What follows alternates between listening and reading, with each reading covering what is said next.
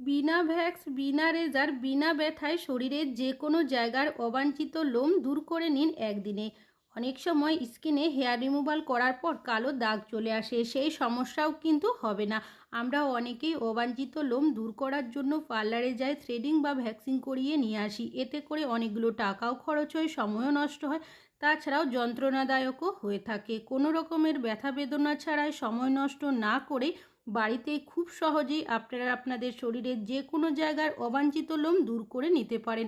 চলুন দেখে নেওয়া যাক কিভাবে। সবার প্রথম নিয়ে নিতে হবে একটা পাত্র, আর নিয়েছি এখানে 1 চামচ পরিমাণের চায়ের পাতা। যে চায়ের পাতা চা তৈরিতে আপনারা ব্যবহার করেন সেই চায়ের পাতায় নেবেন।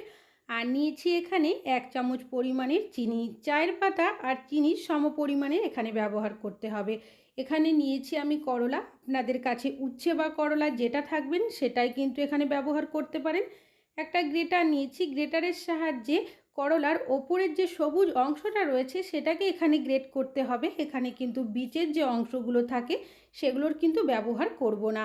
তো দেখতেই পাচ্ছেন আমি কিন্তু পুরো করলার মধ্যেই যে গ্রিন কালারের অংশটা ছিল সেটাকে আমি গ্রেট করে দিয়েছি। তারপর ভালো করে সব উপকরণগুলো মিশিয়ে নিতে হবে। অনেক সময় হেয়ার রিমুভাল করার পর দেখবেন লোমের যে গোড়ার অংশগুলো থাকে সেই জায়গাগুলোতে ইনফেকশন হয়ে যায়, ফুলে যায়, তাছাড়াও কালো একটা স্পট দাগ পড়ে যায়। আপনারা যদি এইভাবে করে করলা বা উচ্ছেটা ব্যবহার করতে পারেন তাহলে দেখবেন কোনো রকমের ইনফেকশন হবে না, তাছাড়াও কালো দাগ ছোপও পড়বে না। সব উপকরণগুলো ভালো করে মিশিয়ে নেওয়ার পর পাত্রটাকে সাইডে সরিয়ে রেখেছি। অন্যদিকে একটা পাত্র নিয়েছি, আর নিয়েছি এখানে কোলগেট। সামান্য পরিমাণের কোলগেট দিয়েছি, আপনারা যে কোনো সাদা টুথপেস্টের ব্যবহার করতে পারেন। আর সামান্য পরিমাণের বেকিং সোডা দিয়েছি। নিয়েছি এখানে লেবু, 1/2 চামচ পরিমাণের লেবুর রস দিয়েছি। এখানে যেহেতু বেকিং সোডার ব্যবহার করা হয়েছে তাই দেখতেই পাচ্ছেন লেবুর রস দেওয়ার সাথে সাথে রিঅ্যাকশন করতে শুরু করেছে। এবার 3টে উপকরণকে খুব ভালোভাবে মিশিয়ে নিতে হবে। এমনভাবে মেশাবেন যাতে একটা ক্রিমের মতো তৈরি হয়ে যায়। এটাকে আপনারা কিভাবে ব্যবহার করবেন তার আগে আরও একটা কাজ আমাদের করে নিতে হবে।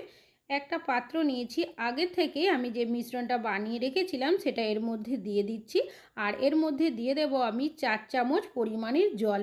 এখানে ব্যবহার করা হয়েছে 1 চামচ পরিমাণের চিনি, 1 চামচ চায়ের পাতা, আর দিয়েছি আমি 1 চামচ পরিমাণের করলার যে সবুজ অংশটা থাকে সেটা গ্রেট করে, আর দিয়ে দিয়েছি 4 চামচ পরিমাণের জল।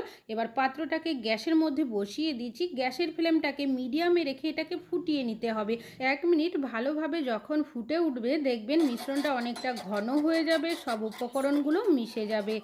এবার এই মিশ্রণটা কিন্তু এর থেকে বেশি ঘন বা পাতলা রাখা যাবে না। গ্যাসের ফ্লেমটাকে আমি বন্ধ করে দিচ্ছি আর মিশ্রণটাকে একটু ঠান্ডা করে নিচ্ছি। দেখতেই পাচ্ছেন অনেকটাই ঘনও হয়ে গেছে আর ঠান্ডাও হয়ে গেছে। এবার এখানে একটা পাত্র আর একটা ছাঁকনি নিয়েছি, তার মধ্যে সব উপকরণটা দেব, আর এইভাবে করে চেপে চেপে ভেতরের যে মিশ্রণটা রয়েছে জুসের মতো সেটাকে কিন্তু বের করে নেব।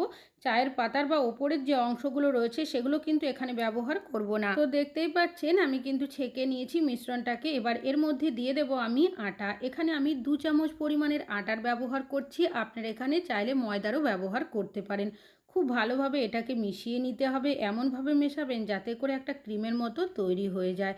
আর এটা কিন্তু একটু চ্যাটচ্যাটে মতো তৈরি হবে, খুব বেশি ঘন বা খুব বেশি পাতলা হবে না। তো এই মিশ্রণটা কিন্তু তৈরি হয়ে গেছে। তো কোথায় কিভাবে ব্যবহার করবেন, আপনারা আপনাদের যে জায়গার মধ্যে অবাঞ্ছিত লোম দূর করবেন সে জায়গায় ব্যবহার করতে হবে।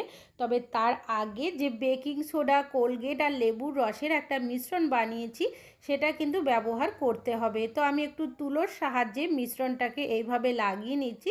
আপনারা চাইলে আঙুল দিয়েও কিন্তু এইভাবে মিশ্রণটাকে লাগিয়ে নিতে পারেন। এইভাবে লাগিয়ে দেওয়ার পর আপনারা 2 থেকে 3 মিনিট এইভাবে রেখে দেবেন। এই মিশ্রণটা দেওয়ার একটাই কারণ, লোমের যে গোড়ার অংশগুলো রয়েছে সেটাকে আলগা করবে। অনেক সময় লোম তোলার পরে জায়গাটা কালো স্পট দাগ পড়ে যায়, সেই দাগ হবে না। তাছাড়াও যদি নোংরা ময়লা থেকে থাকে লোমের গোড়ার মধ্যে সেটা সহজেই উঠে আসবে।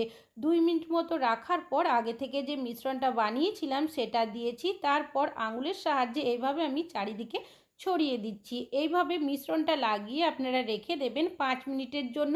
এর থেকে বেশি কিন্তু রাখবেন না, না হলে অনেক বেশি শুকিয়ে যাবে, লোম তোলার সময় সমস্যা হতে পারে।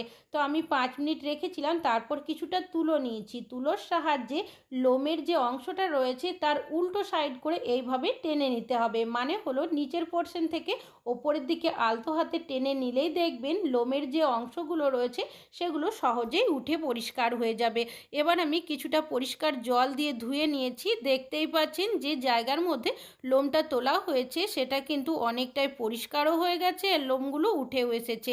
এইভাবে করে আপনারা কিন্তু আপনাদের মুখের ওপরে, নিচে, কানের দুপাশে বা শরীরে অন্যান্য কোনো জায়গার মধ্যে যদি অবাঞ্ছিত লোম দূর করতে চান, একই পদ্ধতিতে আপনারা কাজটি করতে পারেন। সবার প্রথম আগে যে মিশ্রণটা বানিয়ে রেখেছিলাম সেই মিশ্রণটা আমি এইভাবে করে ঠোঁটের ওপরে লাগিয়ে নিচ্ছি। আমরা অনেকেই যাই পার্লারে, ভ্যাক্সিং বা থ্রেডিং করিয়ে নিয়ে আসি, এতে করে সময়ও নষ্ট হয়, টাকাও খরচ হয়, তাছাড়াও ব্যথা বেদনাও কিন্তু লেগে থাকে। তো এই পদ্ধতিতে আমরা যদি আমাদের শরীরের যে কোনো জায়গার অবাঞ্ছিত লোম দূর করে নিতে পারি, তাহলে এর থেকে ভালো কিন্তু কিছু হয় না। তো 2 মিনিট মতো আমি মিশ্রণটা লাগিয়ে রেখেছিলাম, হালকা একটু শুকিয়ে এসেছে। তারপর যে মিশ্রণটা বানিয়ে রেখেছিলাম সেই মিশ্রণটাকে আমি এইভাবে আলতো হাতে লাগিয়ে নিচ্ছি। এইভাবে আপনারা যে জায়গার মধ্যে লোম তুলবেন সেই জায়গার মধ্যে কিন্তু মিশ্রণটাকে লাগিয়ে নেবেন। সেটা আপনাদের কানের দুপাশে হতে পারে, ঠোঁটের ওপরে, ঠোঁটের নিচে, যে কোনো জায়গার মধ্যে হতে পারে। তো 5 মিনিট মতো মিশ্রণটা লাগিয়ে নেওয়ার পর আমি এখানে একটা চামচ নিয়েছি। চামচের সাহায্যে লোমের যে গ্রোথটা থাকে তার উল্টো সাইড করে এইভাবে আপনারা টেনে নেবেন, তাহলেই দেখবেন খুব সহজেই কিন্তু আপনাদের অবাঞ্ছিত লোম উঠে আসবে। তো আমার খুব বেশি লোম ছিল না, তাও যেটুকু ছিল সেটাও কিন্তু উঠে এসেছে। আপনারা যদি এই পদ্ধতিতে আপনাদের শরীরের যে কোনো জায়গার অবাঞ্ছিত লোম দূর করে নিতে পারেন, তাহলে দেখবেন কোনো রকমের ব্যথা বেদনাও লাগবে না, সময়ও নষ্ট হবে না, টাকা পয়সাও খরচ হবে না। আশা করছি আপনাদের এই রেমেডিটা কাজে আসবে। ভালো লাগলে অবশ্যই একটা লাইক করবেন। আজকে এখানেই শেষ করছি।